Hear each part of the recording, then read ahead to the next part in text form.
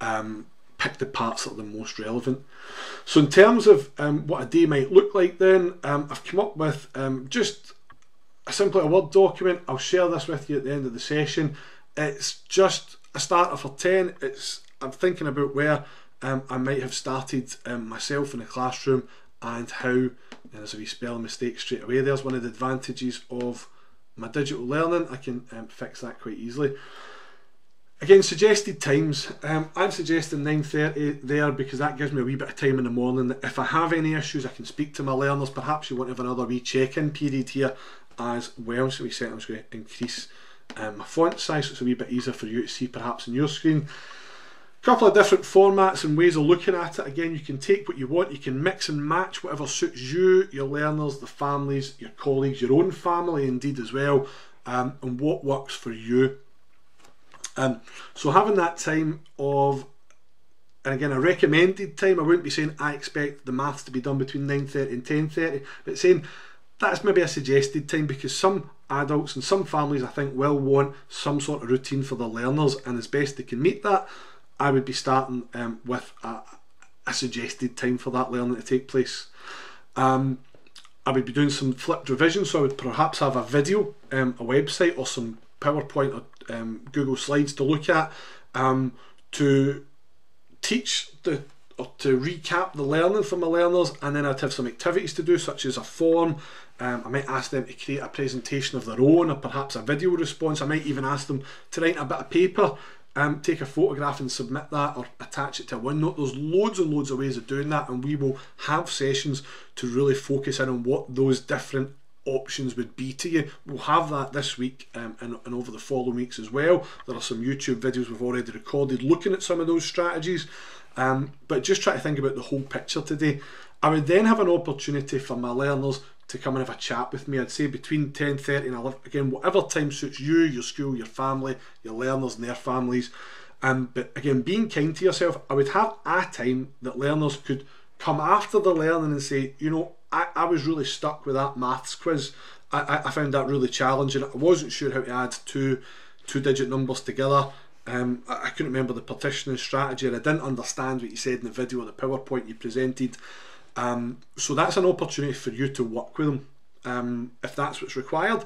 Or as I said there, even just to have a chat. How was your festive break? How are you feeling today? Do you want to come on and have a chat? Again, taking into consideration anything around safeguarding, those guidelines will come from your local authority in your school. I certainly wouldn't be having a one-to-one video chat or a phone call or anything like that with my learners, just like I would be reluctant to do that at any other time. I would, if a learner had some safeguarding or some issues that they wanted to speak to you in private, I think just like any child protection, you'd have to consult your head teacher, and it'd probably be something like, I can't keep this to myself, it can't be a private conversation, I'll need to bring another member of staff in. That would be, I imagine, most people's response, but check with your local authority and your school's guidance around what that is. That's where you'll find the answer, not my suggestions here. So but have a time where they're able to come on. Maybe it's a wee group chat, maybe it's a bit of circle time, maybe it's a come on and share, maybe on a Monday morning everybody comes in and shares how they're feeling at the start of the week and having similar check-ins at other points. Perhaps some of the learners want to be able to access that the class and be able to, maybe it's like a virtual playtime or break for them where they come onto the class team or classroom to have a chat with their pals like they would in a school day. Maybe that's what you're going to facilitate, but just suggestions about how I might break my day up and how you might want to time those. I've suggested for literacy, and again I'm focusing literacy and numeracy as a primary teacher because I imagine for most of us that's going to be the expectations of our management and our learners and their families as well, about what they would be expecting to see. Absolutely, there's a whole curriculum out there that needs to be taught as well, but I'd be focusing firstly, I'm thinking my own timetable was always very maths and literacy heavy, so that's what I've focused on in this. You can change these to your heart's content. I've suggested things like screen and shots. I think it's an absolute gem. It's so underused. It's sitting there in Glow. So if you're on Glow, you can find screen and shots, and what it is a series of short films. It's this icon here. You can again go up to App Library and search for screening shots from Scottish Film Education, and there are a range of films. I think there's about 30 films there that you can share with your learners. They're copyright free, so you've got no concerns about how you share it or how you use it. That can be as simple as using it as a text, getting them to watch the film and then answering some comprehension. You could be asking them to film an alternate ending if you want to be a wee bit more creative and bring some drama and expressive arts in through that. You might even want to, because these films are copyright free, you can give the learner the film, or you can direct them to the site and they can download it if they've got a device like an iPad. They can go into iMovie, they can cut the sound off the film, they could record their own voiceover to a film. So you can be as creative as you like and as challenging as you want with these films, or it could be simply watch the film, answer some questions, and again, a great alternative to a reading book. I know that, again, learners that I worked with loved these films. I quite often get learners asking me, could we do that again? Could we go back and look at that film again? Could we do more learning about that? And I never ever really got that about things like Biff, Chip and Kipper or other reading books. You know, people weren't asking to go back and reread a reading book necessarily, but lots of the learners I worked with, the videos, enjoyed them and engaged with them. So again, each film's got some questions that comes with it. There's resources and there's advice here about how you could use those to support your learners and to extend their thinking a wee bit. Again, if I pick one like Laughing Moon here, you'll see there's other related clips to it. This one's great because it's all about tangrams, so a great link between maths and literacy as well there. You can download it, and again, it comes with some pre-written questions, so easily copy those into a Microsoft form or a Google form, and you've already got the startings of a worksheet there as well. So suggestions for how to look at it as you watch it and you analyse it as you go. So a resource as well worth digging into there on Gloat. So I would have a consideration about that, about the resources that I'm able to use and how my learners use that to do their literacy. So I've suggested screenshots for younger learners. It might be word waves from BBC Bitesize, something very similar, and again, something that's accessible at home, where perhaps you could send reading books out and some learners will need that, but we're looking at a digital classroom. I'd be using digital texts. It can be hard to get the rights to books to share online, so it's maybe looking at other texts that aren't books as well. Just again, my thoughts on that. Again, I'd have a teacher online recap, so I'm available around about lunchtime for learners. Again, just that health and wellbeing chat, a check-in, or to recap some of the learning there. Now, I'm well aware I'm coming up towards the end of time here, so I've suggested in the afternoon another topic area, another curriculum area there. So whether it's, you know, a topic about the Romans for a week, and then you want to do famous computing scientists the week after, or you want to look at something like software development or web development within the technologies, or you want them to build an app using Apps for Good or something, whatever it might be, whatever curricular area, that's maybe the other part of your afternoon, and it's something similar. Some materials that they can build on as they go, maybe a bit of research, maybe creating PowerPoints, and perhaps you want to be quite again hands-on about teaching how they find information and coming back to those technologies. He knows about finding information, and again checking that what you're using is a reliable source there. So lots to bundle into that. I've just suggested a format, an opposites, so perhaps rather than presenting the learning flipped and then checking in at the end, which would be certainly my preference, perhaps you want to do a video first.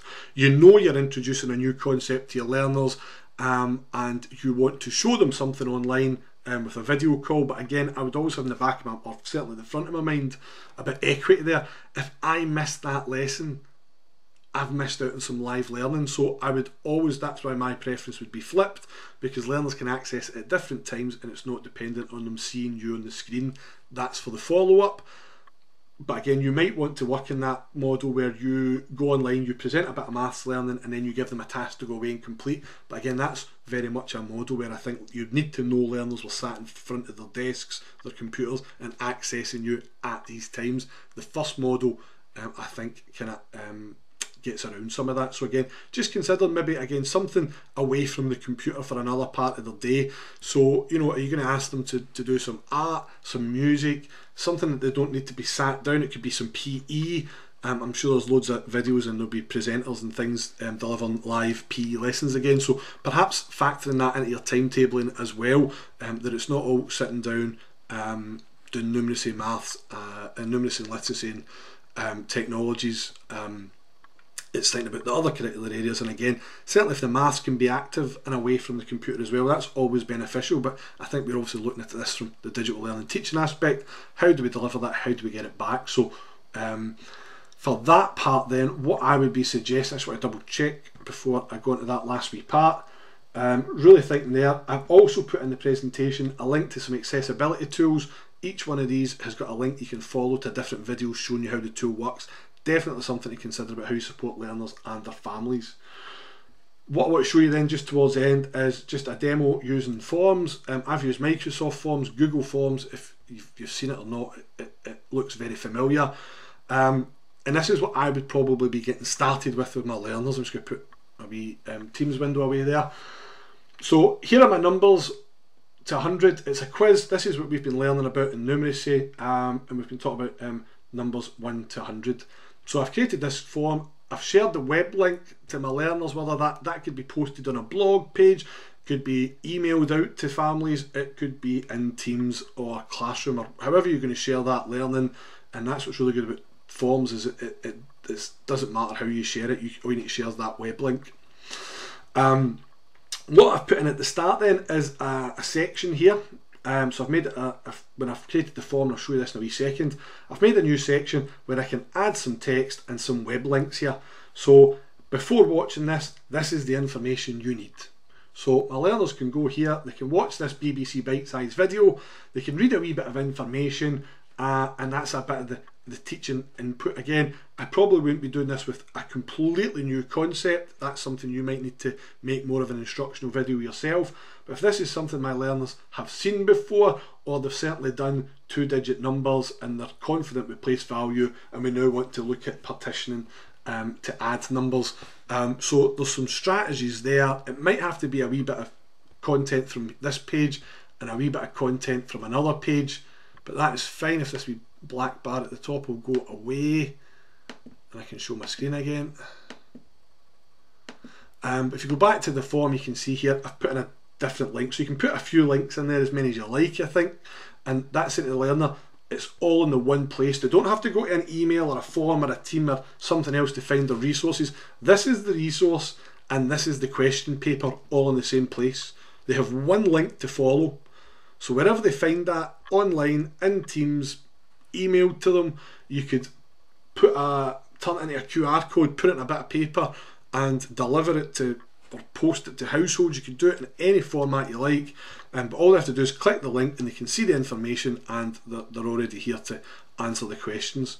So these web pages have got videos on them, showed you that up there. They can watch a video there, or if the video is available on YouTube, you can actually put that into the quiz. Now I've had to create it as a kind of additional number 1 here, so I could also put it in as a separate section. Different ways of doing it. So I've called this video, I've put the question on here, watch the video, do you understand, and then yes or no, just to get around that first question leading the video. So I've added a video, learner watches the video, hopefully that helps them understand place value. Again, if they find that difficult or they miss something, they can go back and watch it 2 or 3 times. It's not dependent on them being live and watching you on a video camera like they were in the classroom. This means they can access it whenever they like and as many times as they like. So yep, they're ready to get started, and here are some of the questions. So a bit of subbitizing to get started. What number does this represent? And what you'll notice here is it's got a wee asterisk, meaning when I've created this form, it wasn't actually me, it was one of my colleagues that did.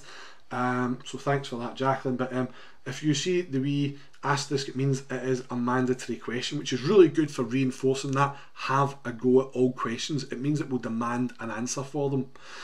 You can limit the answers to being mathematical, so they can't write a word in here. They can only use numbers and symbols here, like they could in a calculator. So that's useful.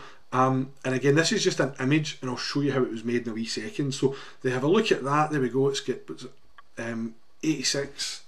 I put in my answer, 86, submit it, move on to the next one.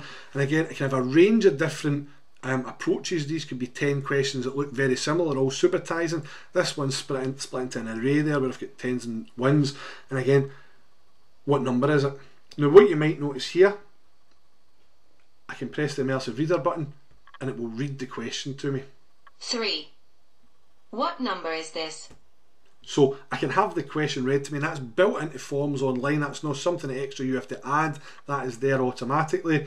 So multiple choice, I've got different, I can check box, however you like. You can upload any sort of image you like.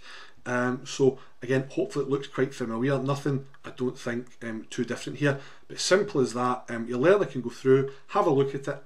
I'm stuck here again, back to the top of the screen, watch the video, read the information, and then go back and have a go again. So it's really supporting them to become a wee bit more independent. And the last one here, I've added this in as some additional questions at the bottom. Upload a picture of your working. So I've had that from a few people feeding back, but in maths I really want to see their working, and multiple choice doesn't necessarily allow for that. There's a whole section in our learning paths about diagnostic questioning and how you create multiple choice to work out what the wrong answers are. Will tell you the misconception the learner has when they've made that mistake. But what you can also do is you can have a multiple choice quiz here to capture their answers, and at the end of it you just ask them to upload a file, and this is just going to go to my computer's documents and want to upload an image. So I can attach an image there, it will upload that. That could be my working on a bit of paper, on a whiteboard, a chalkboard. I could be creating a graph with sticks in the back garden, take a photograph of my device, and I can upload that here as an answer, and then a wee bit of self-evaluation at the end. How do you think you got on? Submit, and I've captured that for my learners. And what I'll just do is very quickly show you how you could make that or something similar. So when I come in to creating forms, you have two options. When you go to create forms, you'll have either a new form or a new quiz. And the layout has changed slightly here, so you might find when you come to forms, it certainly threw me off, it looks a wee bit different. New options will let you create a new form, which is great for evaluative purposes, but you can't mark it. A quiz will let you attach a correct answer, which is really useful for, again, providing really quick feedback. So give it a name, add a new, and again I can add a multiple choice here, so I can attach an image or video to that question. So I can say watch this video and answer this question. So you could do that for each one. You could do a different video or image for each question, or you could do one at the start. I just used a new section because it would let me add in the text. So if it isn't a YouTube video, it won't let you link to it. So what I did is I used a new section, watched the video, and then all I had to do was get the link to the video. So it can be, in fact, any web link at all will do. So you copy that from there.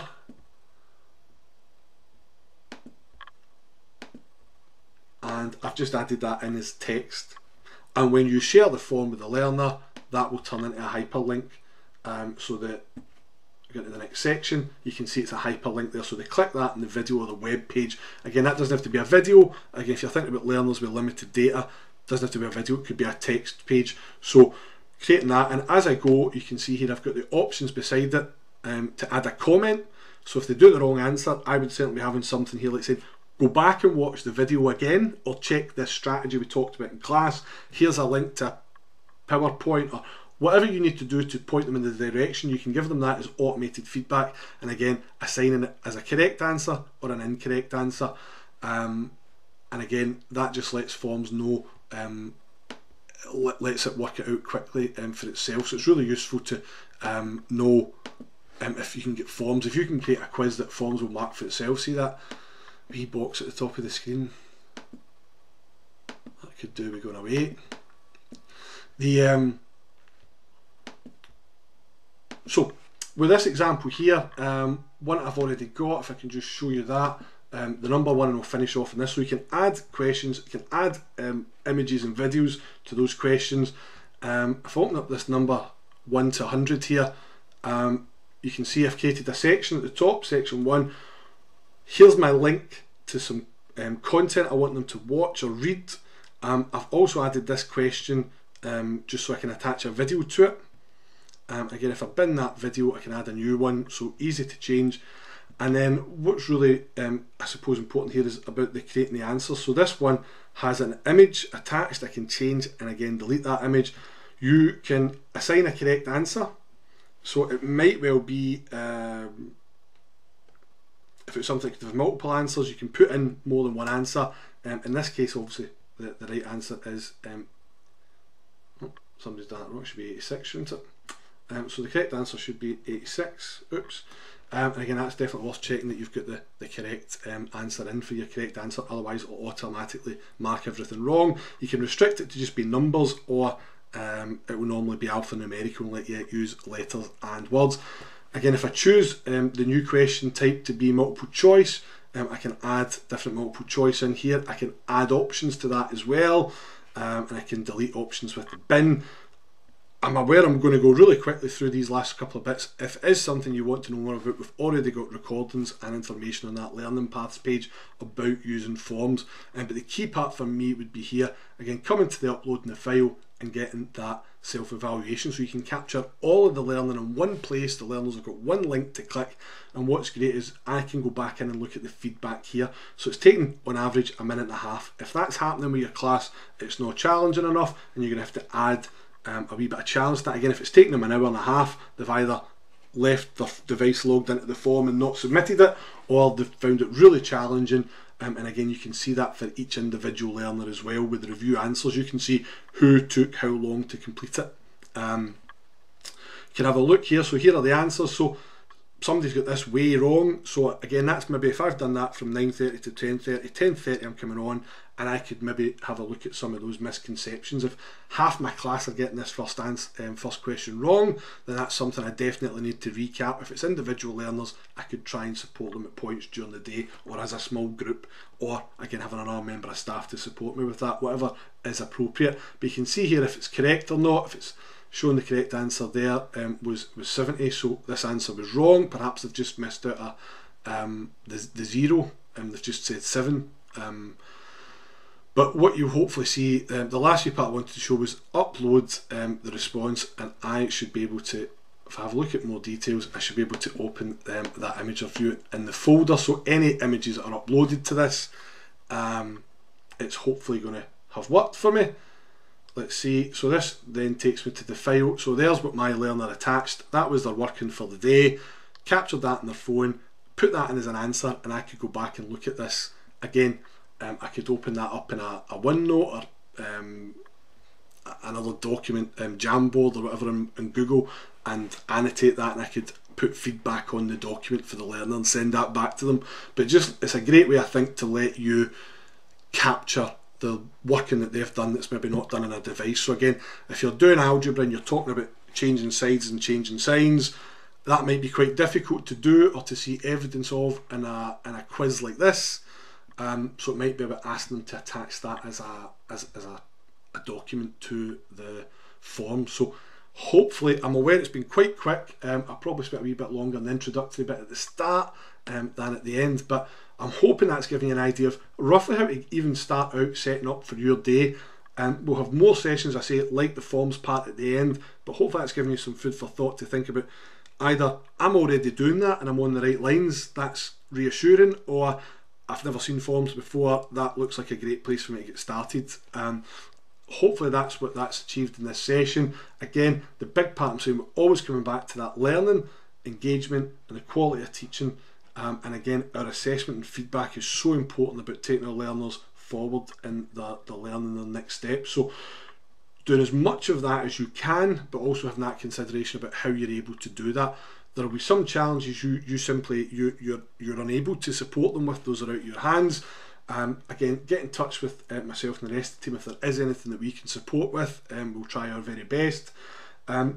We'd love to hear more from you about how you again are getting on with digital and online learning. You can share that with us on the DigiLearn blog page.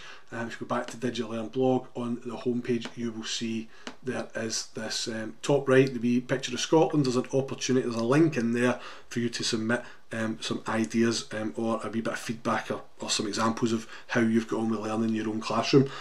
And I'm just going to finish off there. That is everything from me. Thanks very much for joining.